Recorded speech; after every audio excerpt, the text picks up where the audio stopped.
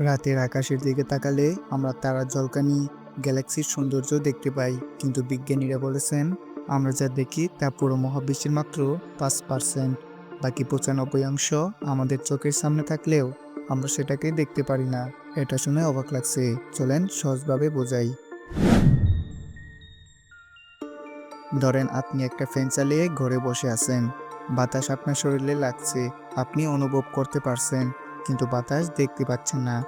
Dark ম্যাটারও ঠিক এমনই, আমরা এটি সরাসরি দেখতে পাই না, কিন্তু এর প্রভাব অনুভব করতে পারি।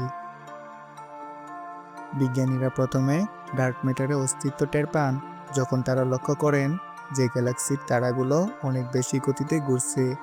আসলে তারা এত দ্রুত ঘুরছে যে মহাকর্ষণ যদি একমাত্র শক্তি হতো, তাহলে এই তারাগুলো গ্যালাক্সি থেকে ছিটকে পড়তো, কিন্তু সেটা ঘটছে না।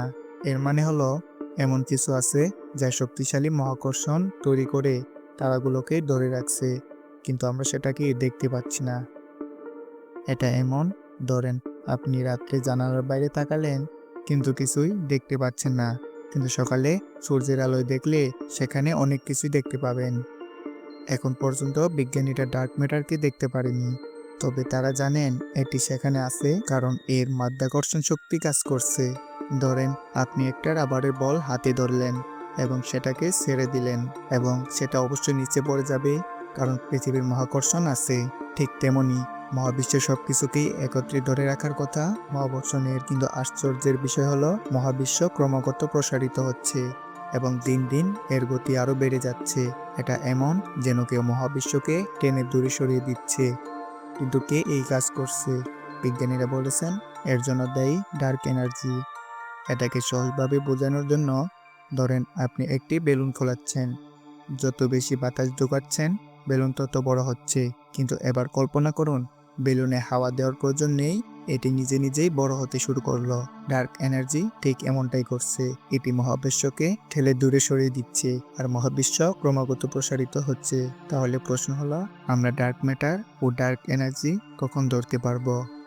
বিজ্ঞানীরা এখনো গবেষণা চালিয়ে যাচ্ছেন। CERN এবং অন্যান্য গবেষণা কেন্দ্রগুলো বিজ্ঞান উপায়ে ডার্ক ম্যাটার ও ডার্ক এনার্জির অস্তিত্ব প্রমাণের চেষ্টা করছেন।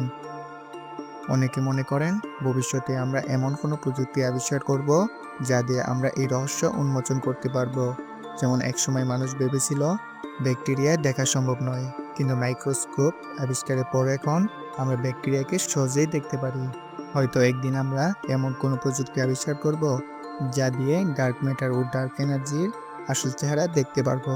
আপনি কি মনে করেন আমরা কি একদিন মহাবিশ্বের 95 অদৃশ্য রহস্য উন্মোচন করতে পারবো, নাকি এটা চিরকাল আমাদের কল্পনারই থাকবে?